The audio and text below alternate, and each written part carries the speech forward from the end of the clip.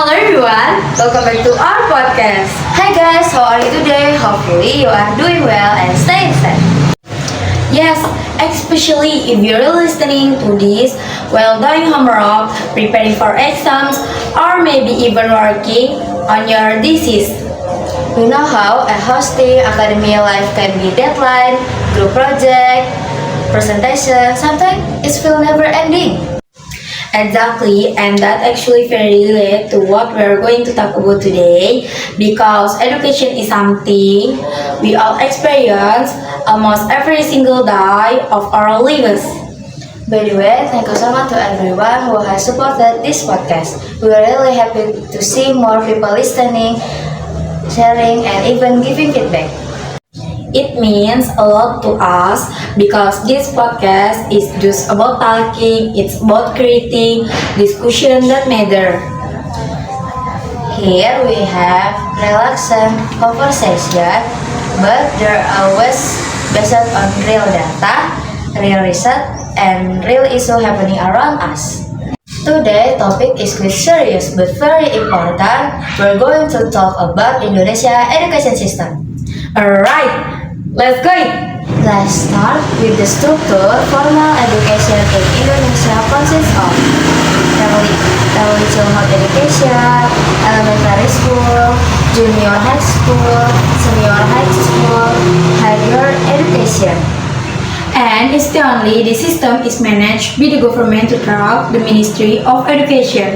Indonesia also implements 12 years compulsory education policy, which means in theory, every citizen is expected to complete education up to senior high school. However, according to data from the Central Statistic Agency, the average years of schooling in Indonesia is still around 8 to 9 years. That means, on average, many Indonesia have not fully complete senior to high school. This shows there is a gap between policy and reality. If we look at the school participation level, for elementary level is already very high, about 95%. Which means almost all children of elementary school are enrolled. But starting from junior high and especially senior high school, the numbers begin to decline. The cause vary: family economic condition, geographical access, and even early marriage in some regions. So, while access to basic education is relative with this patch, continuous education remains a challenge. Now let's talk about quality. Indonesia participates in an international assessment called PISA. PISA is organized by the Organization for Economic Cooperation and Development, or OECD. This assessment measures reading, mathematics, and science skill of 15 years old students. In the most recent result before the pandemic, Indonesia's score will still below the OECD average. Indonesia reading score is around 370 rank, while the OECD average was around 480. That's with a significant gap. This suggests that many students still struggle to understand long text analysis information or solving logic has a problem. It also shows that our system may still emphasize memorizing rather than deep understanding. Whereas today, world that demands critical thinking, problem solving, and activity. Our major issue is education equality between regions. In major cities like Jakarta, the average years of schooling can exceed 11 years. But in some eastern regions of Indonesia, the rate is still below 8 years. That's difference of 3 to 4 years education. And the event is only endemic, it also affects long-term economic proportions. Because education is strongly correlated with income level and employment opportunities. Not to mention infrastructure difference, urban souls of have laboratories, fast internet, and air-conditioned classrooms. Meanwhile, in some remote areas, schools still operated with very limited facilities.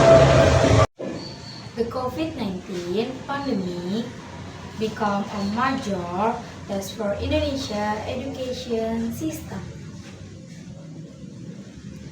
Learning shifted to only platform.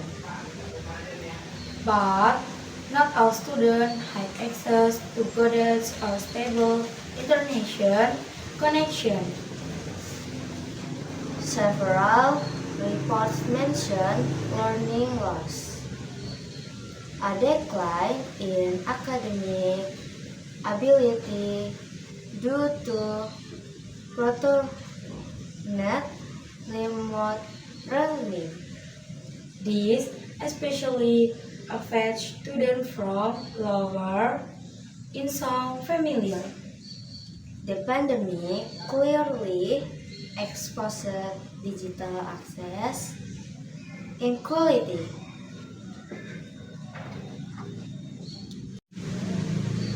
Interestingly, Indonesia allocates at least 20% of its national budget to education.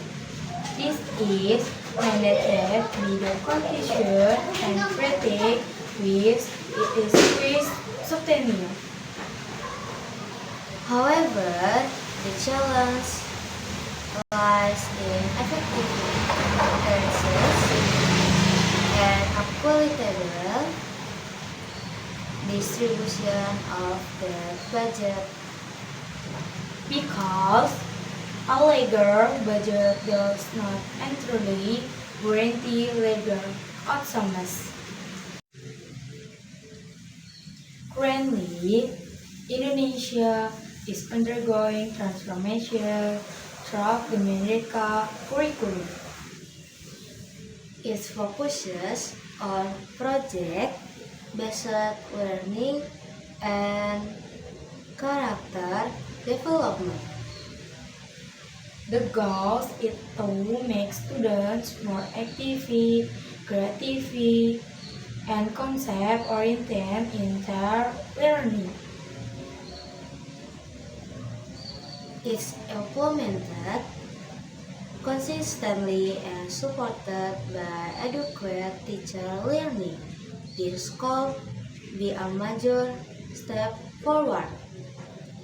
But education reform is always a long-term process. So, in conclusion, Indonesia has succeeded in expanding access to education.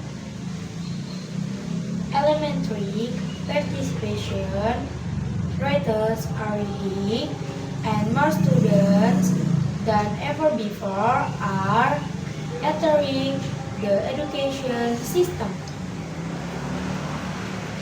However, quality and equality remain significant challenges.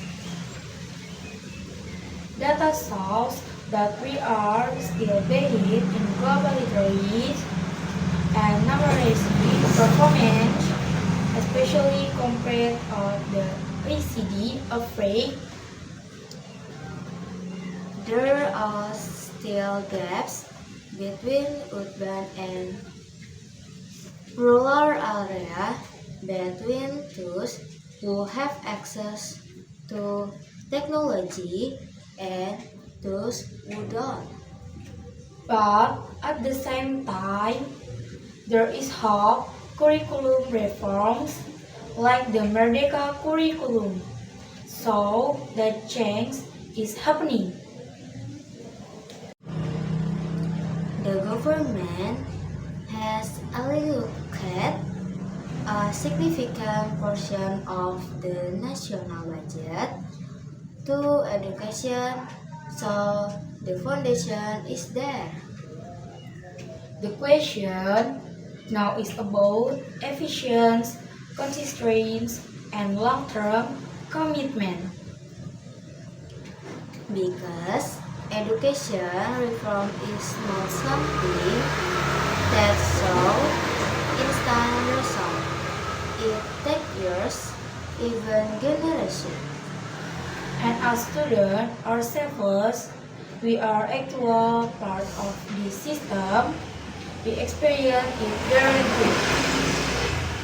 Which means we also are role to be active, learners to think critically, to not just memorize but understand.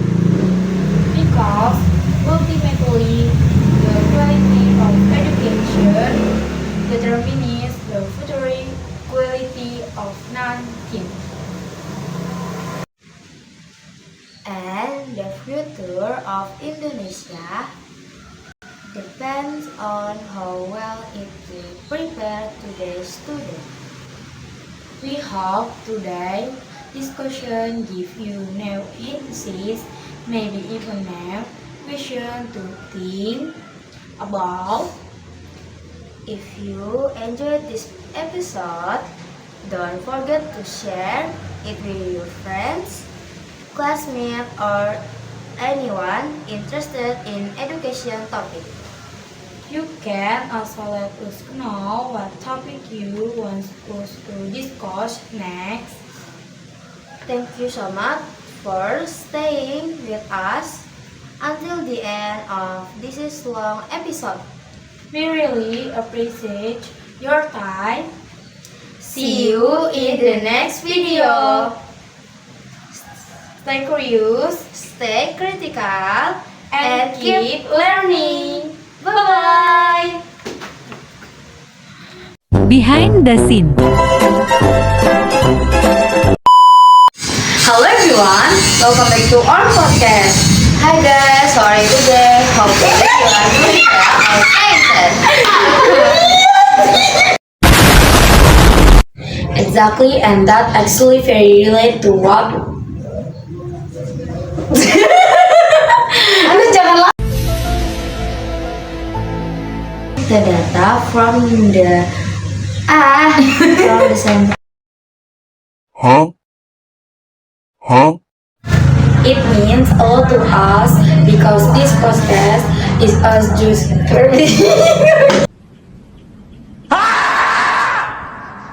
to endless flap flap. Ih. Udah. Oh, lanjut dia lagi. Schooling. Ya, anjir apa yang baru creating salah.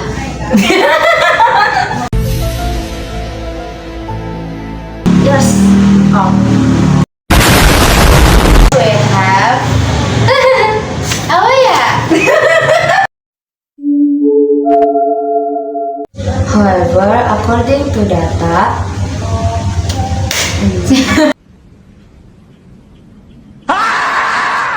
development are ABCD.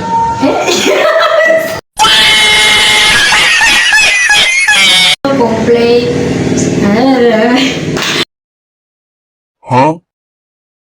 However, according to data from the central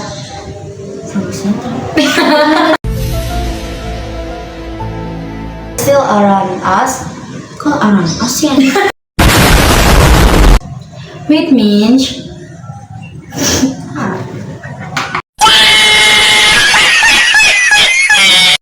hopefully you are start.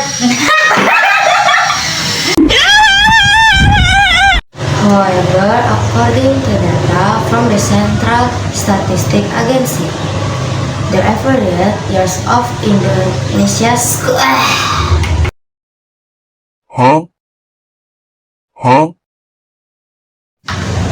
The pandemic COVID-19